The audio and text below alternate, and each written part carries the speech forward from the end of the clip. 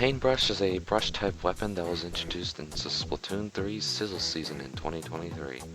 Since its launch, it has been a complete and absolute pain to deal with for most people in general. However, it's not super hard to counter once you understand how it works. So here I'm going to go over exactly how to counter, how it works, and what it's going to play as. I've divided this video up into 3 sections: how the paintbrush works, how to be aware of the paintbrush, and how you fight the paintbrush. If you enjoy, please like and subscribe, and with that, let's go. The paintbrush is a brush, of course, meaning it has flicks and it can roll. The paintbrush's roll is a little bit wider than the ink brush, and about the same as the active brush.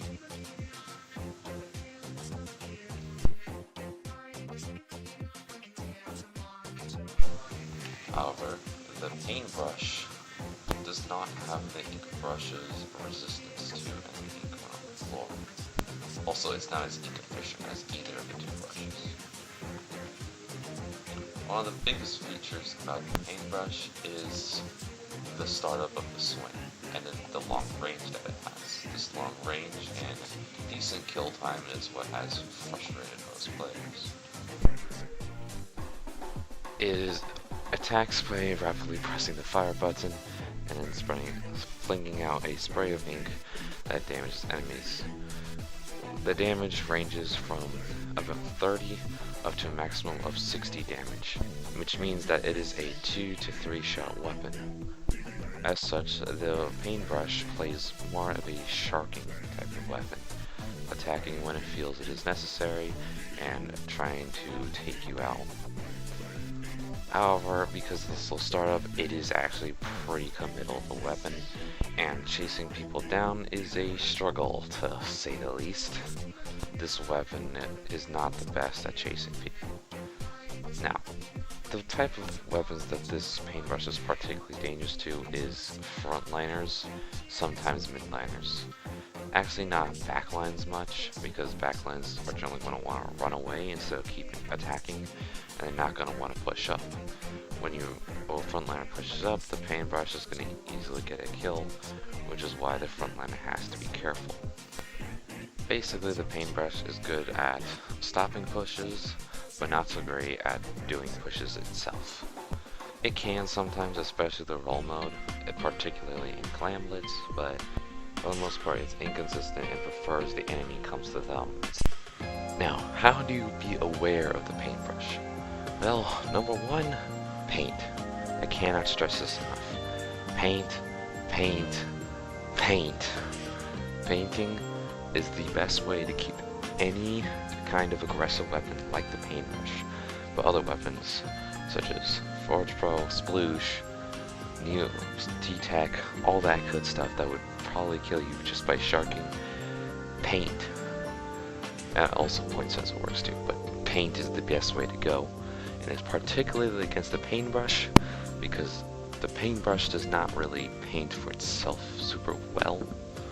Like, it's more of a killing weapon, and then when they check a curling bomb out, it's very easy to just kind of paint over it. And then now the paintbrush is stuck and it's going to struggle to get away. So that is the number 1 best way to pay attention to the paintbrush. Another method you can use to get avoid being ambushed by the paintbrush, especially if you're a frontliner, is be careful around ledges. You don't need to completely avoid them, but do be careful around them. As you should know by now, the paintbrush really likes chucking things over walls. However, if the paintbrush is higher than you, their weapon becomes a 4 shot, so they can prefer to be under you, except if they're under you, it's going to be easier to get away, which I will talk about in the next section of this video. But that is when you're approaching. If you are a backline or something, or just trying to hold your position, the paintbrush really shouldn't be getting underneath a ledge under you, because that means they're coming to you, which means they have to paint, and the paintbrush does not really paint very well with the main weapon for movement, so it has to use curling. That's easy to see. So, yes, keep paint up. That's the number 1 thing. What's more, if you use point sensors or other kind of marking tools like ink mine in likely situations and likely positions that the paintbrush is going to be in, once that paintbrush is marked, it basically can't do anything. The paintbrush is one good method though is also trying to get a mark with either ink mines, point sensors, or a line marker. No, I don't really use angle shooter much. But basically, when the paintbrush gets marked, it can't really do anything because now you always know where it is. And then now it can't shark, it can't really be aggressive, it can't push up, everything. So, marking is good, but keep paint up is the most consistent way. But if you do have a marking, you should try to mark the paintbrush as much as possible, as when it isn't, then one of your teammates is probably going to get killed by the paintbrush. If you do mark it and when your teammates does die, either they went in a bad spot or your teammates suck. It's not your fault. Now, how do you actually fight the paintbrush? Well, it depends on what weapon you're playing and when you would engage the paintbrush. If you are too close, you are probably going to die, and then you only have two options: trade or die. Like, you might be able to one-shot them if you're playing something that can one-shot, like a Splatoon or a blaster. However, it is still pretty difficult to land those, and the kill time on the paintbrush up close is actually decent. So if you miss that one-shot, you are dead. You may be able to trade if your weapon kills fast enough. It does not require a one-shot, but for the most part, at close range, you're probably going to die. So you're kind of just stuck with either trading or trying to land a one-shot if your weapon does have that.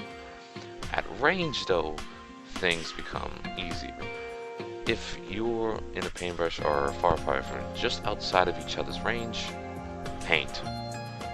The paintbrush can't really do anything, because if they go up and try to be aggressive, it's easier for you to shoot them, and they don't paint their feet on the first swing. They only paint their feet on the second swing. So you can just shoot them while they're stuck in your ink. And then the slow startup, if they move in, you can just, their slow startup is a weakness against them, so you just keep shooting. Just keep painting, keep shooting. And that's it. Now they only have two options, and that's either to back up or try and find a different target. But then they're vulnerable to you. Now, if you get caught in a paintbrush, if the paintbrush is, like, say you're on about even ground or something, and you get caught at range by a paintbrush, just run. You should be fine, as long as your weapon is somewhat mobile, but all Splatoon weapons are decently mobile. If you're at the edge, you can just run, and you should be fine. And then you can go and do what was before, which is you just stay out just outside of the range, and then just lay down some paint, and to prevent them from approaching. But if you're in about the middle-ish area, they're gonna be dealing about like 40-ish damage, ranging into 50. Kind of depends. That area is kind of uneven, and RNG doesn't exactly help. If you're a faster weapon, you could just run, or you could just try to trade. If you're a slow weapon, you're pretty much dead. But if you're a slower weapon, you kind of at the middle of an ink paintbrush, just shoot them and see if you can get an assist. Hopefully one of your teammates helps. Now, if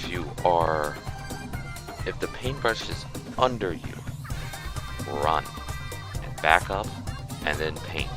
And if the paintbrush is over you, back up and then see if you can pressure the paintbrush to back away, or try and find a way around them. Those are the best strats. Basically with paintbrush, when you're trying to fight it, back up and paint so it can't approach. That's all there really is to it. It's pretty simple. Or when you're caught in the middle, or when you're up close to a paintbrush, that's where things get difficult. You need a fast reaction time and a fast killing weapon, and some weapons just don't do that.